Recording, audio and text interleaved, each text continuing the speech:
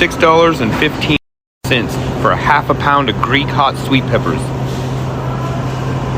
What the hell? Is this what you voted for? The highest food cost I've ever seen in my entire life? $9 for some damn pizza sauce.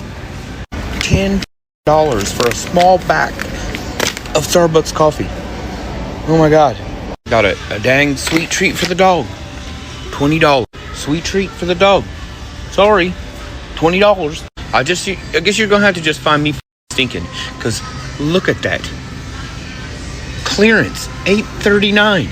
I'm telling you right now, we're going to be paying $100,000 for a loaf of bread before this administration is over. The same administration that told us that on day one energy prices would come down, that the war in the Ukraine would be over, that the price of gas and food and it's all going to be a miracle. And if you go on their Instagram page right now, they're telling you it is a miracle. Only we can see. Our wallets know. People are wondering what's happened to the food, why it's so expensive. Here it is on the side of the road. Free oranges.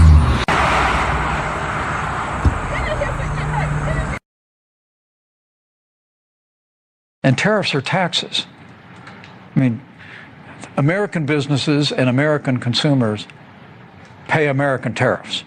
And I must tell you, the fact that the administration put out a panel yesterday boasting of the fact that they'd collected $150 billion more in taxes than this period of time during the Biden administration was quite striking to me, because those taxes, those tariffs are coming from the American people. And I think at the end of the day, they're going to show up in our economy and have negative effects. Campaign on lowering the price of groceries. How do you justify cutting food assistance in this bill? Let me just tell you, the cut is going to give everybody much more food because prices are coming way down. Groceries are down. A few moments later. Food and groceries and just basic needs costs are so gigantic. I can't afford to, eat a healthy diet for my kids and for myself. I just buy the minimum, the bare minimum. And we can't afford the higher cost of everything. You go to these stores now, a pack of toilet tissue costs you $8. And it used to be $5. I'm able to get a balanced meal in on a daily basis, And if you didn't have this, what would happen? I probably would starve. We've been seeing empty racks since February. These cuts have really made an impact, not just on our ability to serve, but on the family's ability to thrive in South Florida and across the country. Hey everyone, have you noticed your grocery bills going up recently? Eggs, ground beef, chicken, even some vegetables. They're all costing more. And it's not just inflation or random price hikes. There are a few key reasons behind it. Tariffs, labor shortages, and supply chain issues. Today, I'm going to break it down step by step so you'll understand exactly why food prices are rising and how it affects your wallet. Let's get into it. Segment 1. What are tariffs? First, let's talk about tariffs. A tariff is basically a tax that the government imposes on imported goods. When a foreign company wants to sell products in the US, they have to pay this tax. For example, if the US puts a 25% tariff on imported beef, a shipment that would normally cost $100 now costs $125. Importers usually pass this extra cost to consumers, which means you end up paying more at the grocery store. But it doesn't stop there. Domestic producers also feel the effects. With foreign competition now more expensive, local farms can raise prices too. Even items you might think are purely domestic, like eggs or chicken, can see price increases because tariffs on feed, machinery, or packaging make production more expensive. So tariffs have a ripple effect across the entire food chain. Segment 2, labor shortages and immigration. I'll start this by saying President Trump is absolutely correct. Under his new tariff policy, the United States has absolutely brought in unprecedented levels of tariff revenue. As of July 2025, the Treasury Department reported Trump's tariffs this year alone have brought in more than $150 billion. And these new reciprocal tariffs that took effect today are only going to increase that number. But as I have been reporting since last year, that money generally is coming from your pocket and the pockets of American businesses, because tariffs are not paid for by the foreign country. Tariffs are paid for by the U.S. importer who brings those foreign goods into the United States. The U.S. importer is the one who writes the check at the port of entry. Okay, what the is going on with food right now? This is literally 93.7. It's all organic or whatever, all grass-fed for $10.49 a pound. That's ridiculous. Even down here for $85.15, it's more. It's $11.50. You know that's organic or whatever. It's still, you have 96.4 for $8 a pound. What the is going on? Next, let's talk about labor shortages, particularly on farms. A lot of the work in agriculture, planting, harvesting, and processing, is done by immigrant workers, many of whom are undocumented. When mass deportations happen, or immigration policies become stricter, farms suddenly have fewer workers to do essential jobs. Fewer workers equals slower production. That means less meat processed in slaughterhouses, fewer eggs packed and shipped to stores, delays in harvesting fruits and vegetables. When supply drops but demand stays the same, prices naturally go up. This is why labor shortages can directly affect everything from ground beef to salad greens. So have you guys noticed while shopping lately, a lot of the prices are each now? Like the peaches are 78 cents each.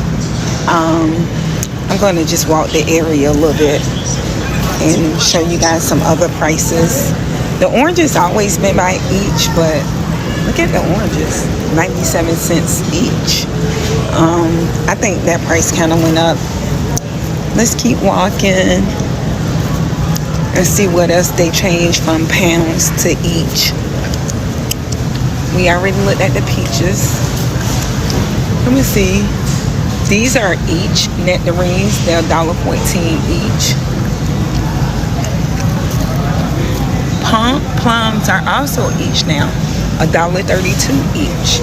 So when you guys are shopping, make sure you pay attention to the price, because a lot of items are each now, $1.14 each for this white nectarine. Long as I've been in retail, a lot of time the prices are by the pound and not by each. So that could be a little tricky, because you might think you're getting a sale and you might think, hey, I'm getting this for 78 cents a pound, price is going down. But really, you're paying 78 cents each. You're paying $1.14 each. You're paying $1.32 for a plum each, per each.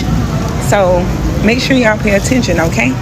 Let's look at these pears. The pears are still per pound, and they $2.18 per pound right now. I don't think the apples went up that much though. I think they pretty much priced, you know, they went up a little bit, but not like, I would say even the pears and the items by each.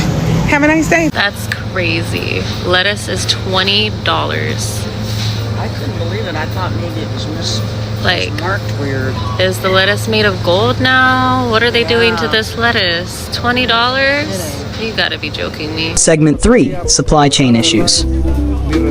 Another big factor is supply chain disruptions. Even if domestic farms have workers and aren't importing as much, tariffs and labor shortages can still ripple through the system. For example, if packaging materials, feed, or equipment are imported and now more expensive due to tariffs, the cost of producing food rises. Combine that with fewer workers to process the food, and suddenly the entire supply chain becomes less efficient. These disruptions add extra costs that end up on your grocery bill. Hey, what's up, America? I'm here at a grocery store once again for a meat price update. We'll see if the prices are higher, the same, or going down. I bet they're the same or higher. All right, so here we go. We got $4.79 a pound for $75.25. That's not bad. But then over here, we've got $9.95 for Angus beef, bacon, cheddar.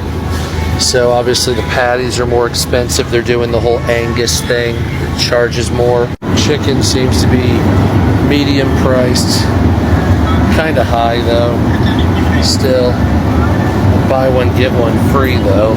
Still kind of high though. Your logs of the 93.7, those are $9. So the big ones are still expensive like they always are, about $100. You got thin cut steak, $17. got New York strip, 18 bucks for 2, 11 bucks for a New York strip. We got some strip steaks, 20 bucks, from 10 to 20 depending on the quality, of course. Here you go, this round steak for $7, that's alright. Same with there, it's alright. Cube steaks, $7 for 2 things, that's through the roof. Then you got your chuck roast, that's 12 bucks, coming down a little bit, but not like it should. Now there were steaks that you could have that were cut, that were at your service basically, but there were people in front of me, so I didn't film it. It's about anywhere from $10 to $25 a pound for steak.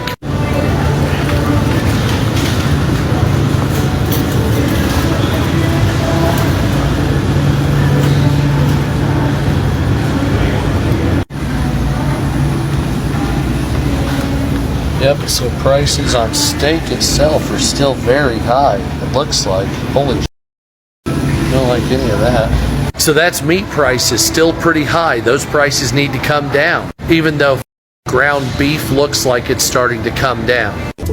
Segment 4. How tariffs and labor shortages combine. Now here's where things get interesting.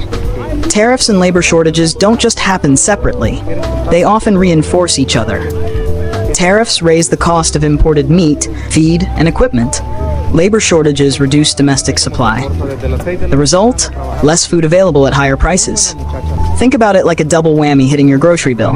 Eggs might cost 20 to 30% more than a few years ago. Ground beef and chicken prices climb too. And even produce can be affected indirectly because farms are spending more on inputs and dealing with fewer workers. Here at the grocery store, and I noticed that this right here that I normally get, I think this went up like 40 cents, which really sucks. It's like food is steady going up. And every time I come in this grocery store, I'm literally spending anywhere between $200 to $250 a week. And it's sad that prices are still going up the way they are. This is ridiculous. The meat wasn't this price last month. What's going on? Like super expensive now. There's no way. Look at $60. They weren't that a month ago. That's crazy.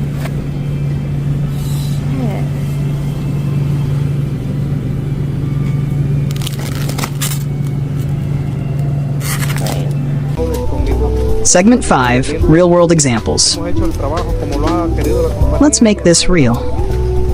In recent years, egg prices have jumped because packing plants and farms don't have enough workers.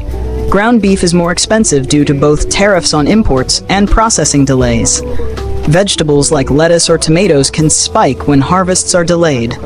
Every step in the chain, from farm to store, is affected, and you, the consumer, feel it in your wallet. Okay, your grocery bill just went up 8%. Your restaurant meal costs 5% more and construction projects are stalling. Do you want to know why? Yes, the PPI report came out higher than expected, and that explains part of why our prices are going up so much, but it doesn't tell the whole story. A brand new study out just this week shows that while tariffs are one culprit, there's another huge reason prices are surging so badly. The paper's title, Warning Signs of the Economic Harms from Deportations. It shows that exactly what economists said was going to happen is happening. Let's start with food prices, which we know are going crazy. Fresh vegetables are up 8% annually. Meat prices jumped almost 8% too. Restaurant meals are up over 5%. Why? Not just tariffs. It's because we lost 155,000 farm workers in just the last 4 months. That is a 6.5% drop in agricultural employment. Now let's talk about construction, because Trump promised to get housing prices down, right? Except that construction costs are about to explode. Why? According to this study, because building permits are crashing in states that rely on immigrant workers. They're down 17% in the Northeast alone. This is basic econ 101. When you can't find workers to build houses, housing gets more expensive for everyone. What about hospitality, which we already know is struggling because of Trump? The study says hotel prices are rising. The cost of eating out jumped 4.1% annually, and full restaurant meals are up over 5%. I mean, really, you have to read this to believe it. We lost 1.2 million workers from the labor force between January and July. When you remove that many people from the workforce, everything gets more expensive to produce, and those costs get passed on to us. And this is ultimately what mass deportation is going to look like. Not cheaper groceries or lower rent, but higher prices on literally everything we buy. So the next time someone tells you mass deportations are good for the economy, show them your receipts, because the data is clear. Mass deportations mean higher prices for everyone. Don't say we didn't warn you. On my way home, I had decided that I needed to stop and just pick up a couple of items at the local little grocery store, and I couldn't believe that it was $5 for a small, which would last me 2 days, little bunch of kale, and then it was $3.29 for a navel orange, and when I put one on the scale, it would have been about $2 for one freaking orange. And I was like, are you kidding me? I was like, I'm not spending all that money. So then I was like, okay, well, what about spinach? And it was this little tiny serving, like one serving of spinach for almost $4. I can't afford that. That's ridiculous. So I ended up leaving with a $1 on sale cucumber and some cilantro, a bunch of cilantro, like one bunch of cilantro, and my cucumber for like $2.58, I think is what it said. I just couldn't believe it. I was just like, are you kidding me? So I'm almost wondering if it's cheaper to like buy produce now at the farmer's market. So if anybody knows that's local in Douglas County that can answer that question, Douglas County, Oregon, I'm curious, because that is asinine. That is way too expensive. Only in America. Closing. So there you have it. Rising food prices are the result of a combination of tariffs, labor shortages, and supply chain challenges. The next time you notice your grocery bill creeping up, you'll know why. Thanks for watching my channel. If you enjoyed this video, please like and subscribe, and I'll see you in the next video. Peace out.